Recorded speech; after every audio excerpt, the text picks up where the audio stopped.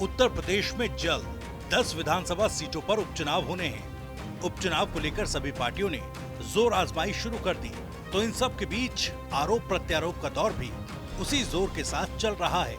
BSP प्रमुख मायावती ने 2019 लोकसभा चुनाव के बाद समाजवादी पार्टी से गठबंधन टूटने पर बड़ा खुलासा किया। मायावती ने कहा है कि चुनाव के बाद अखिलेश यादव ने बीएसपी नेताओं का फोन तक उठाना बंद कर दिया था। इसकी वजह से उन्होंने पार्टी के सम्मान के लिए समाजवादी पार्टी से गठबंधन तोड़ा था। प्रदेश में 10 विधानसभा सीटों पर उपचुनाव को लेकर सरगर्मियां तेज हैं। इस उपचुनाव में बहुजन समाज पार्टी ने किस्मत आजमाने का फैसला किया है, जिसकी तैयारियों के बीच बीएसपी ने 59 पेजों की एक बुकलेट छपवाई है। इसमें पार्टी कार्यकर्ताओं और बीएसपी समर्थकों को पार्टी की रणनीति से रूबरू कराने की कोशिश की गई है। ये बुकलेट कार्यकर्ताओं को बांटी जा रही है, जिससे कि वो पिछले कुछ सालों में लिए गए मायावती के अहम फैसलों के पीछे की वजह जान सके। बुकलेट के जरिए ये बताने की भी कोशिश की गई है कि बीएसपी ही दलितों की सबसे बड़ी हितैषी है।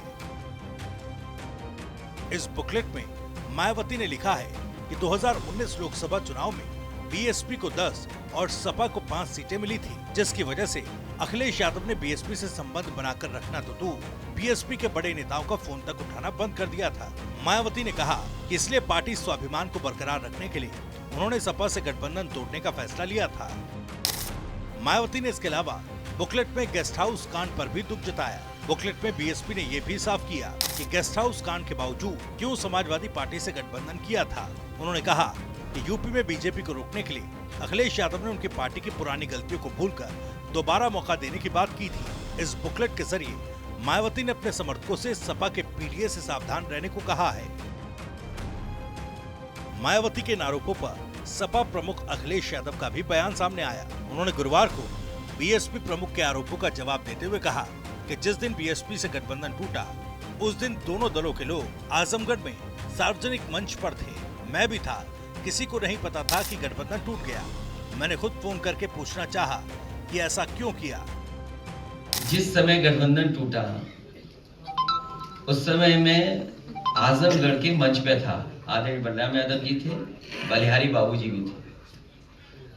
दोनों सपा बसपा का जो लीडरशिप थी, सब उस मंच पर मौजूद थी। किसी को नहीं पता था कि गठबंधन टूटने जा रहा है, किसी को नहीं पता था।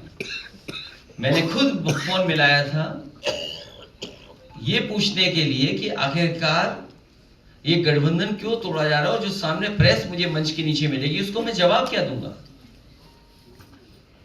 तो कभी कभी लोग अपनी बात को छिपाने के लिए भी इस तरह की बातें रखी जाती हैं। आपको बता दें कि 2019 के लोकसभा चुनाव में सपा बसपा एक साथ चुनाव लड़े थे, जिसमें इस गठबंधन को 15 सीटें हासिल हुई थी। 10 सीटों पर बीएसपी तो 5 सीटों पर समाजवादी पार्टी के सांसद चुने गए थे। वहीं 2024 के लोकसभा चुनाव में सपा कांग्रेस के साथ मिलकर लड़ी, जिसमें सपा को 37 सीटों पर जीत मिली और कांग्रेस ने 6 सीटों पर जीत दर्ज की, जबकि बीएसपी का खाता भी नहीं खुल पाया। अब ऐसे में मायावती के आरोपों से कई सवाल खड़े होते हैं कि 2024 के लोकसभा चुनाव में जिस तरह से दलित वोटर्स ने समाजवादी पार्टी को वोट किया और सपा ने मायावती के जनाधार वाले एक बड़े हिस्से में सेंध लगाई, क्या मायावती उससे परेशान हैं? और उसी चिंता का ये प्रतिफल है कि मायावती ने अपने और समाजवादी पार्टी के तल्ख रिश्तों पर बुकलेट छपवा दी, जिससे कि बीएसपी का कोर वोटर समाजवादी पार्टी की तरफ न झुके।